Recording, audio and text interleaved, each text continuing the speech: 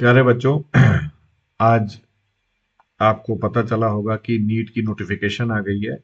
और जो नीट की नोटिफिकेशन है वो आपको पता है 4 मई को हमारा पेपर होने वाला है। और 4 मई को आपको क्लियर है बॉटनी, जूलॉजी, केमिस्ट्री और फिजिक्स आएंगे। और सबसे ज्यादा बच्चा जो घबराता है वो फिजिक्स से घबराता है। फिजिक्स जो है, अब तक आपने कई चैनल देखे होंगे, कई सारी वीडियोस देखी होंगी, आप ऑनलाइन ऑफलाइन बहुत सारे मोड पे गए होंगे। लेकिन जो मेरा टारगेट है वो है सिर्फ सक्सेस। आपको नीट के लिए 100% सक्सेस आपको सिर्फ और सिर्फ इसी चैनल फिजिक्स मास्टर पर ही मिल सकती है, प्रोवाइडेड आपको जो बताया जाएगा उसको फॉलो करें। क्योंकि ना फिजिक्स टफ नहीं है, फिजिक्स को हम टफ बना देते हैं। क्यों बना देते हैं? क्योंकि लोगों का प्रेशर आता है, पेरेंट्स बोलते हैं, नेबर्स बोलते हैं, यार फिजिक्स टफ है, फिजिक्स में तुम्हारा नंबर आना बहुत मुश्किल है, 170 180 लाना तो भूल ही जाओ तुम। लेकिन मेरा ये मानना है कि फिजिक्स टफ नहीं है, हम इसको टफ बना देते हैं, हम माइंड का प्रेशर में आ जाते हैं। जो मैं आपको ट्रिप्स टिप्स बताऊंगा, जो ट्रिक्स बताऊंगा, वो आपको ना फॉलो करनी है। हम लोग ना हर बार ट्रेडिशनल तरीके से पढ़ते हैं, ट्रेडिशनल तरीका तो पढ़ना ही है। बट जब मैं आपको बता रहा हूं तो आपका दिमाग भी थोड़ा फास्ट चलना चाहिए, आपको मेरे साथ साथ चलना पड़ेगा। ऐसा नहीं है कि आप यहाँ पर बैठे और बैठ के वीडियो लेक्चर सुन रहे हैं, कॉपी और पेन तैयार होने चाहिए। कई क्वेश्चंस मैं आपको कराऊंगा, कई आपको ऐसे ही बताऊंगा, कई के आपके माइंड में बनवाऊंगा, कई के शॉर्टकट ट्रिक्स सॉल्यूशंस भी बताऊंगा। वो सारी चीजें आपको फॉलो करनी है। अब फिजिक्स की अगर मैं बात करूं तो आपको पता है कि 11th क्लास है, 12th क्लास है, दोनों का वेटेज इक्वल है। ऐसा नहीं है क्योंकि 11th या 12th से ज्यादा पूछे जाएंगे। टोटल क्वेश्चन जो इस बार होने वाले हैं वो 45 होने वाले हैं, पहले 50 होते थे। टोटल ड्यूरेशन 3 आवर्स की है, पहले 3 आवर 20 मिनट की थी। अब 45 क्वेश्चन आपको करने हैं। रफली आप ये मान के चलिए 1 आवर का टाइम आपके पास होगा। चैप्टर्स की बात करें तो 11th में यूनिट मेजरमेंट से लेकर के आपको ओसिलेशन और वेव्स तक आते हैं, और 12th क्लास में इलेक्ट्रोस्टैटिक से लेकर आपको लास्ट चैप्टर जो सेमीकंडक्टर लॉजिक गेट्स है वहां तक आते हैं। प्रिंसिपल ऑफ कम्युनिकेशन नहीं है सिलेबस में, ये आप अच्छी तरह से जानते हैं। अब मैं यहाँ से स्टार्ट कर रहा हूँ, ज्यादा टाइम नहीं लूंगा। अब स्टार्ट करेंगे सबसे पहला चैप्टर जो हम सबसे इजी चैप्टर मानते हैं, and that chapter is unit and measurement. Unit and measurement. Unit and measurement में ना बहुत सारे टॉपिक्स हैं। सबसे पहला टॉपिक जो मैं स्टार्ट करूंगा ये है डायमेंशन का। आपको मैं स्टार्ट करने के पहले बता दूं, क्योंकि जो क्लासेस होंगी ये सिर्फ 30 से 40 दिन की क्लासेस होंगी। इस पूरे 40 दिनों में हम पूरा सिलेबस कवर करेंगे, और बाकी के जो 20 दिन होंगे उसमें हम क्वेश्चंस की प्रैक्टिस करेंगे। यहाँ से मैं ऑनलाइन क्वेश्चंस भेजूंगा, सॉल्व करूंगा, आप उसको देखेंगे, समझेंगे। और हम लोग नीट के आज से जितने पेपर्स हो उसको क्रिटिकली एनालिसिस करेंगे। इट्स नॉट कि हम इसको क्वेश्चन सॉल्व करने वाला, हम क्रिटिकली एनालिसिस करेंगे। किस टाइप के क्वेश्चन आते थे, किस टाइप के क्वेश्चन आ सकते हैं, कौन सा टॉपिक इंपॉर्टेंट है। लेकिन सबसे पहले हमने स्टार्ट करते हैं, स्टार्ट करेंगे। आप ध्यान से सुनेगा, आपको चीजें समझ आएंगी, कुछ भी ऐसा टफ नहीं है। डायमेंशन क्या है?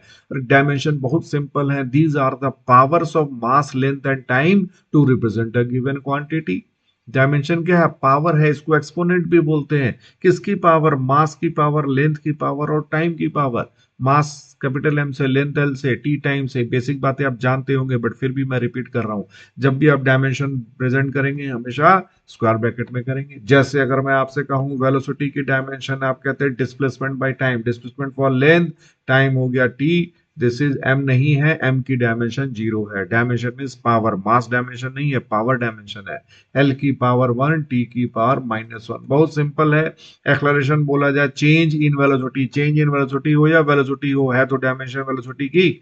Velocity upon time, velocity already आप पढ़ चुके हो, L T -1 by time. This is L T -1 by time, this is L1 t -2। जो जीरो हमें लिखने की खास जरूरत नहीं है।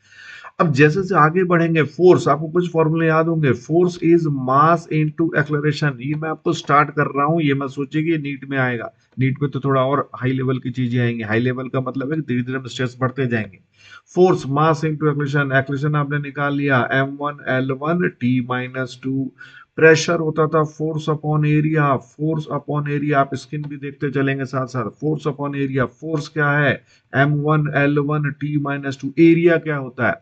लेंथ होती है L, area L square, volume L3, L square. This is m1L-1 t -2। Pressure की डायमेंशन आ गई। आपको बता दूं अब नीट में क्या पूछ सकता है, प्रेशर की डायमेंशन। प्रेशर, अब ये पॉइंट नोट करने वाले हैं। प्रेशर की डायमेंशन, स्ट्रेस की डायमेंशन, आगे जाके ना हम पढ़ेंगे energy density, energy per unit volume जिसको हम एनर्जी डेंसिटी बोल रहे हैं। इसकी डायमेंशन जितने मॉडुलस ऑफ इलास्टिसिटी हैं, मॉडुलस ऑफ इलास्टिसिटी, चाहे वो यंग्स मॉडुलस हो, एक मिनट, चाहे वो यंग्स मॉडुलस हो, बल्क मॉडुलस हो, या मॉडुलस ऑफ रिजिडिटी हो, इन सब की डायमेंशन यही है m1l-1 t-2।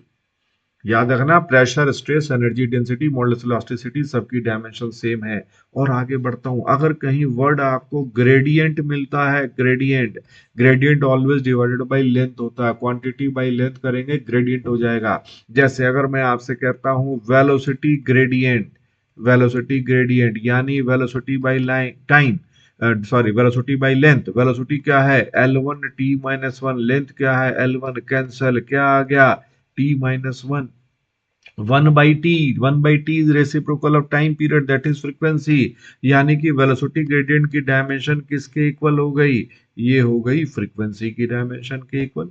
तो फ्रीक्वेंसी वेलोसिटी ग्रेडियंट सेम है। फिर अगर मैं आपसे कहता हूं वर्क की डायमेंशन, वर्क बोले और क्या बोले, एनर्जी बोले, टॉर्क बोले, टॉर्क, सबकी डायमेंशन, टॉर्क क्या है R F sine theta, energy क्या है कैपेसिटी टू वर्क, वर्क क्या है F dot S, force into displacement. ये सबकी डायमेंशन, वर्क, एनर्जी, टॉर्क, सबकी dimension force into displacement, force हमने देख लिया, displacement m1l2 t-2, this is work, energy, torque, सबकी डायमेंशन आ गई। अगर आपसे पावर बोलता है, power, what is power, rate of doing work, work आपने देख लिया, इससे टाइम डिवाइड करेंगे, इसकी डायमेंशन l1 l2 t-3, ये डायमेंशन आ गई।